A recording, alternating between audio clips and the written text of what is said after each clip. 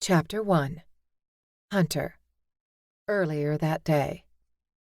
If you fall, I promise I'll be there. Ground. My life is hiding, hunting, and being hunted. I mean, it shouldn't be right this very moment. I'm riding along through the mountains, minding my own business, but there's no such thing as peace. The dense mountain trees provide cover for everything, from small game to the red-eyed spawn of an evil warlock's personal beast, and dragons. Let's not forget dragons. So my peaceful ride will become either hiding, hunting, or being hunted. It's a fact a girl has grown used to. A rustle to my right kicks my heartbeat up a level and sends my contemplation of peaceful scampering away. My horse, Lie, freezes and inhales sharply, searching for a scent. But the wind's direction is against us. I unsling my bow and notch an arrow, just in case it's something that is considering eating us, which makes it a soon-to-be-dead something. Every ounce of my concentration is focused on that bush. Trees, distant birds, the breeze, insects, they all fall away as I wait. Mountain cat? Dragon? Red-eyed dog? Come on, I dare you, show yourself.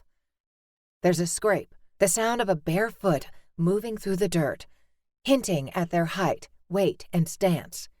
Their motives whisper, follow, watch, sneak, surprise. I adjust my aim, relax my fingers, and let my arrow loose.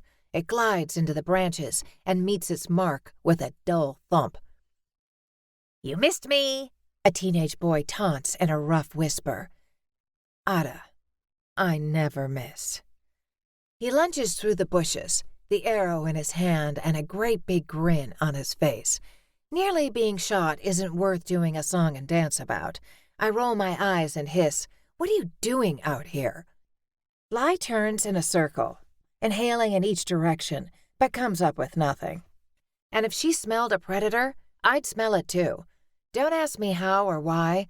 We've been doing this since I was too young to read or carry a bucket of water on my own, and I'm not about to try and understand it 20-something years later. That kid's crazy, Lie declares, while I dart my gaze to scan over the trees around us, then back to Ada and his oversized smile. Yep, typical Ada. His clothes usually hang a little loose over the shoulders and a little short at the waist because he's so damn tall and lanky for a 13-year-old, with bright brown eyes that scream of mischief and short chocolate hair that would turn to ringlets if he'd let it grow. The opposite of the twins and their refusal to cut their ass-length bright red dreads. I'd swear those girls are strays from one of the brutal bandit tribes to the east, except I'm pretty sure red hair is a northern trait. They have no idea. Not many rats can remember where they came from or how they got here. What do I know? I'm one of them, only older and ever so slightly wiser. How can we hunt with this kid stomping through the forest and scaring every edible thing off? I mutter inwardly, instantly feeling the connection that means Lie is listening. You're asking me? You're the human. You work it out, she says. Give the colt a clip behind the ear. Actually, let me. She turns her ass to Ada. No, wait! Too late. She's already smacked him across the face with her tail. I breathe a sigh of relief. I was expecting her to use her hoof, which could have killed him. This horse has no patience. The mental connection ripples as she laughs. Very funny. Agreed, she says, moving off in a new direction and taking me with her. No, not agreed. I was being sarcastic. We've talked about this. You can't just go kicking people or hitting them with your tail or biting them either while we're on the subject. Ada jumps around beside us, needing 2 or 3 steps to keep up with Lie's impatient pace. Every 5 steps, his gaze darts over our surroundings in an instinctive check. Stop talking to your horse. And how did you know I was here? I didn't make a sound. Not one, he insists, oblivious to the fact that he almost died twice. Not oblivious to the fact that Lie and I are arguing, Since we were arguing before this kid was born. He can't hear us, but I guess it's obvious in the long silences and the fact that I point and glare at my horse, the same as I would any one of my siblings. Shh! But how? He repeats, almost whispering. You drag your feet. I do not. He hesitates as he argues, falling behind, and Lai whacks him in the face with her tail. Again. You enjoyed that too, she teases. Mildly, I admit. The occasional tail whack I can let slide. Kicking? Not so much. Nor biting, barging, stomping on toes, or any other body part, or headbutting. Headbutting is on my list of things I get angry about, especially when it's me she's headbutting. Not fair. That's 2 against 1, Ada says, wiping his hand over his face at the same time as he stumbles to catch up. Where are the girls? Ahead. They'd better be. Bloody mountain rats. Listen? Not likely. Pay attention? Yeah, right. Do as they're asked the first time? Nope. Never. Fight and die for their family, no questions asked? Always. All right, enough of this. Let him on so we can get the job done. Lai grumbles. I signal Ada closer, then reach down and hook him under the arm. He jumps, I pull, and with coordinated effort he lands behind me on Lai's back. The kid's almost as bloody tall as I am. When did they all decide to start growing up? Ma's right. I'm getting old. I twitch my knees and shift my weight on Lai a little. All the body language she needs to surge forward, from walk to canter. Thanks for the warning. Ada's face is squished so tightly against my back that his mumbled complaint is almost lost. His breath is a little misty. The morning must still be cold, not that I can feel it. The cold never bothers me. My fingers tangle into Lai's mane. The leather of the reins pretty much only exists for the unlikely event that one of the other kids might need to ride without me. Partly because she likes to be challenging, but mostly because none of them can talk to her. Her magic and this dragon-filled mountain are unique, and I'm really not sure if she refuses to talk to them, or maybe she could only pick one person. Me. Don't know. No longer care. There was a time I wanted answers, but Ma would respond to every one of my questions with, "When you're older." I got older, and I stopped asking, except last night when she kicked off one of our rare late-night whispered conversations with, "You should be more by now. Your father's bloodline must have tainted ours." Be more? What does that even mean? Taller, faster, prettier, stronger? Your great-grandmother could have ruled the world if she had wanted to. And you had such promise at 3. I threw, "What do you mean?" type questions at her a dozen times, but she'd already settled on her answer. You are you. Cherish that. Knowing what you can't become is only going to bring you pain. I don't think I got any sleep last night at all, tossing and turning over a handful of details from our argument and her final decision. Ma is peace personified.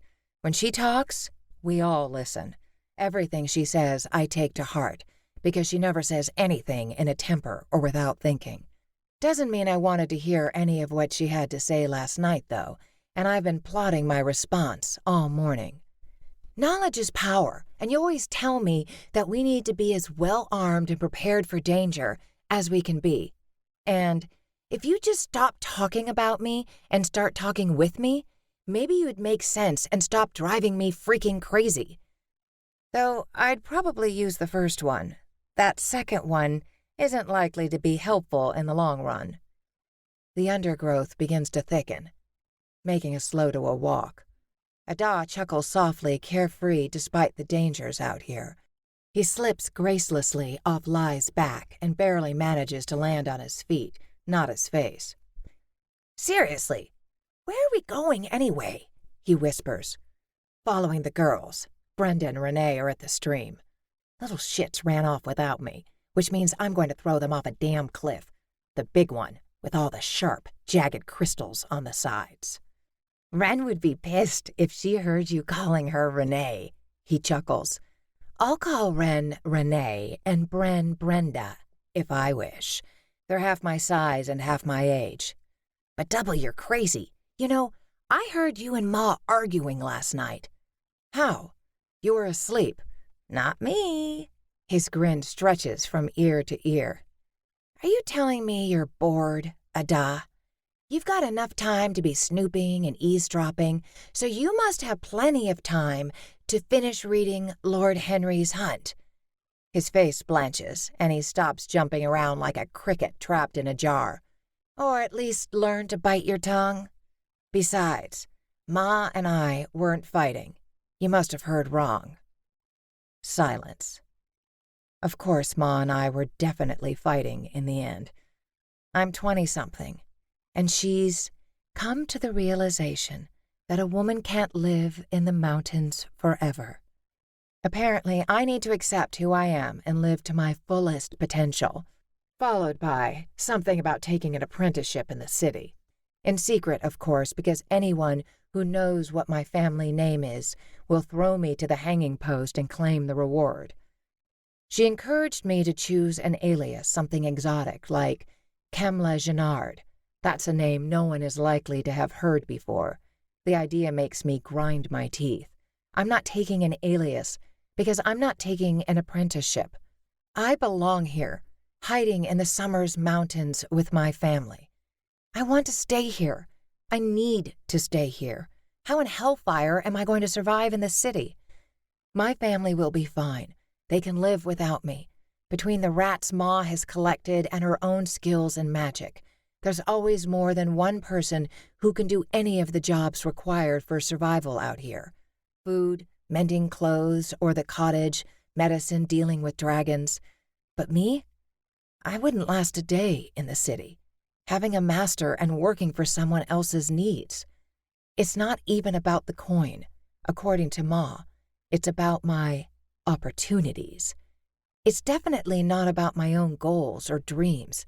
I'm not sure I get much of a say in this at all.